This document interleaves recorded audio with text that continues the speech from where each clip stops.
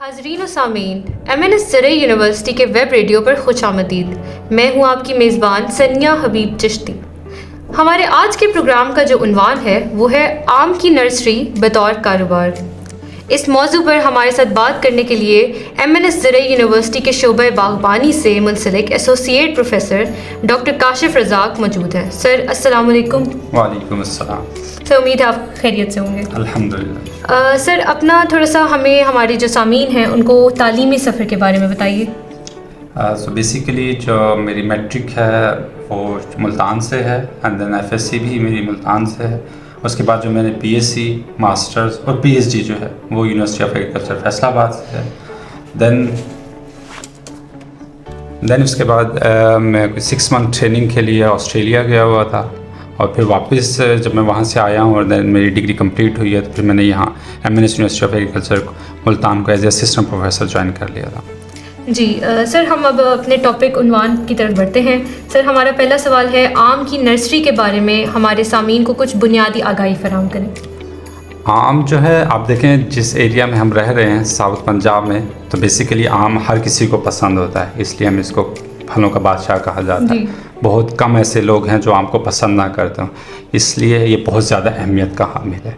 अगर हम देखें कि एरिया वगैरह तो इस वक्त जो पाकिस्तान में जो मैंगो है तकरीबन 161,000 मतलब हेक्टेयर्स पर ये ग्रो किया जा रहा है, जिससे हम अच्छी अमाउंट में प्रोडक्शन भी ले रहे हैं। तो उस वजह से जो नर्सरी है वो बहुत इंपॉर्टेंट है, क्योंकि जितना भी जो ऑर्चर्ड्स हम इतने लगाते हैं वो जितना भी जो प्लांट बनता है वो नर्सरी से आ रहा होता है। और नर्सरी वो मदर प्लांट्स हैं, मदर GPU है जहाँ से पौधों को हासिल किया जाता है और फिर आगे उसको ग्रो ज़्यादा फोकस नर्सरी पे होना चाहिए, क्योंकि नर्सरी वो न्यू बॉर्न बेबीज़ की तरह है जिसकी सारी की सारी फ्यूचर जो है वो इस पर डिपेंडेंट होगा हमारा।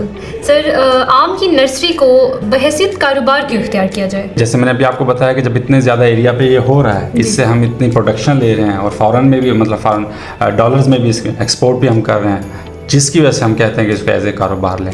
क्योंकि थोड़े से एरिया पर आप ज़्यादा नंबर ऑफ प्लांट्स लगा सकते हैं, हेल्दी प्लांट्स लगा सकते हैं। आप देखें बाकी कोई गुलाब का फूल लें, आप चमेली का कोई पौधा लेते हैं या फिर इवन गुलनिस्तर वगैरह, ये 10, 20, 30 रुपए का पौधा होता है। लेकिन जब आप आम की बात करते हैं तकरीबन उसका जो एक पौधा है वो तकरीबन आपको 150 से 200 रुपये का मिलता है। और इवन कुछ ऐसे भी पौधे हैं, वैराइटीज़ हैं जो 400-500 रुपये की मिलती हैं। सर तो जो नर्सरी से आ रहे होते हैं फिर उनकी तो कॉस्ट कम होती होगी क्या उनकी कीमत ज़्यादा होती है? प्राइवेट नर्सरी से या कोई भी नर्सरी हो तो एक्चुअली जो वहाँ से जो नर्सरी से जब आप लेते हैं, क्योंकि मैंगो जो है इसमें हम कहते हैं कि सही नस्ल मतलब 2 टाइप पौधे होने चाहिए। जो प्राइवेट नर्सरी से जब आप लोग लेते हैं या बाहर से कोई भी जो नर्सरी से लेते हैं वहाँ इशू जो आता है वो सही नस्ल का होता है। मैं ये सही नस्ल से ये है कि दुशहरी का पौधा हो तो दुशहरी हो, लंगड़ा हो, चौंसा हो, रटोल हो। जब आप प्राइवेट उससे लेते हैं आपको कोई आइडिया नहीं होता, तो उसके लिए ज़रूरी है कि आप कोई इस तरह की नर्सरी से लें जिसके ऊपर आपका ट्रस्ट हो, सर्टिफाइड हो, जिसमें गवर्नमेंट की जो नर्सरीज़ हैं लाइक मैंगो रिसर्च इंस्टीट्यूट के पास है, मैंगो रिसर्च स्टेशन के पास है, और इसके साथ साथ अब हम MNS university of agriculture Multan में भी ये फैसिलिटी अवेलेबल है। सही, बेहतर हो गया। सर जदीद आम की नर्सरी जो है और आजकल जो रिवायती नर्सरी है उस पर हमने देखा है कि जदीद नर्सरी को अक्सर तरजीह दी जाती है, तो उसका क्या रीज़न है, उसकी क्यों दी जाती है? चलें इससे पहले मैं आपको थोड़ा बैकग्राउंड कि जदीद नर्सरी क्या है और जो रिवायती नर्सरी है वो क्या है। रिवायती नर्सरी होती है, आपने देखा होगा कि बड़े बड़े मैंगो के ऑर्चर्ड्स थे और उनका डिस्टेंस थोड़ा ज़्यादा होता था, उन्हीं पौधों के नीचे आम की नर्सरी को लगाया जाता था। अब उससे होता क्या है कि जितनी भी जो सॉइल की डिजीज़ होती हैं प्लस जो मदर प्लांट में है बड़े जो पौधे होते हैं उनकी जो बीमारियां होती हैं वो उस न्यू बोर्न प्लांट्स पर ट्रांसफ़र हो जाती हैं, जो वो फिर वो कैरी कर रहा होता है। और जो जदीद नर्सरी है वो ये है कि सेपरेट एक जगह हो, सेपरेट एक यूनिट हो जहाँ इसको इन्वायरमेंट का थोड़ा सा कंट्रोल किया जाए और ओरिजिनल ऑर्चर्ड से थोड़ा दूर हो ताकि बीमारियों से उसे हम महफूज कर सकें। सर तो क्या रिवायती नर्सरी में बीमारियों से महफूज करने का मुश्किल है ना, क्योंकि उसमें ज़मीन भी है और पौधे भी हैं, तो वो पौधे ऑलरेडी उस पर इन्फेक्टेड हैं, उन पर डिजीज़ है। अब वही डिजीज़ जो है वो उन छोटे पौधों पर ट्रांसफ़र हो रही है और मिट्टी में भी है। जब उस मिट्टी को जब हम पौधे को निकालते हैं तो मिट्टी उसकी कुछ साथ जाती है, उसको जब हम दूसरी जगह शिफ्ट करते हैं दैट मीन्स कि हम डिजीज़ को स्प्रेड आउट कर रहे हैं, और वही जो जरासीम होते हैं वो उसके अंदर महफूज रह जाते हैं, फिर वो अपने आप को एक्सप्रेस करते हैं। जब उनको सूटेबल इन्वायरमेंट मिलता है, ये कंडीशंस मिलती हैं, जब हम फील्ड में उसको ट्रांसफ़र करते हैं तो वो बीमारी शुदा होंगे। और उनसे जो प्रोडक्शन होगी अल्टीमेटली वो फिर रेट होगी। सर पॉटिंग मीडिया का थोड़ा सा कंसेप्ट हमें वो कर दें, पॉटिंग मीडिया और कंपोजिशन का थोड़ा सा कंसेप्ट हमारे सामीन को बताएं। बेसिकली जब हम जदीद नर्सरी की बात करते हैं तो दैट मीन्स के जो मिट्टी है वो कम से कम होगी और इसके अलावा दूसरे मीडियाज़ जो हैं जो हम यूज़ करते हैं वो ज़्यादा से ज़्यादा होंगे। तो पॉटिंग मीडिया बेसिकली वो है जिसमें आप बगास यूज़ करते हैं, शुगर केन बगास। आप इसमें फार्म यार्ड मैन्योर यूज़ कर सकते हैं, आप इसमें गोबर वो करते हैं, पीट मॉस यूज़ कर सकते हैं, आप इसमें सैंड यूज़ कर सकते हैं, to some extent silt use करते हैं, कोकोनट कॉयर, ये जो नारियल का छिलका होता है, इस तरह की चीज़ों को इस्तेमाल किया जाता है ताकि इनकी प्रॉपर स्टरलाइजेशन वगैरह करके, सोलराइजेशन वगैरह करके जो जरासीम है इसके अंदर, जो जरासीम में होते हैं डिजीज़ काजिंग जो एजेंट है, उनको हम लोग मिनिमाइज़ कर सकें। जहाँ तक इसी कंपोजिशन का ताल्लुक है, इस वक्त तक जो अभी मैंगो रिसर्च स्टेशन ने जो हमें सजेस्ट किया है या उन्होंने जो डिफरेंट प्रोजेक्ट्स किए थे ऑस्ट्रेलियन स्पोर्ट्स लिंकेजेस प्रोग्राम के थ्रू, तो उन्होंने कंपोजिशन को आइडियलाइज स्टैंडर्डाइज किया हुआ था। उसमें ये है कि जो 65% आपके पास बगास होनी चाहिए, आपके पास 30% आपके पास सिल्ट जो मेरा मट्टी होती है वो होनी चाहिए, प्लस 5% कोकोनट क्वायर का होगा। सो ये जो कॉम्बिनेशन है एक आइडियल, एक कॉस्ट इफेक्टिव कॉम्बिनेशन है जिससे आप 1 से 1.5 साल का पौधा इजीली कैरी कर लेता है और उसमें हेल्दी और विगोरस ग्रोथ हो जाती है।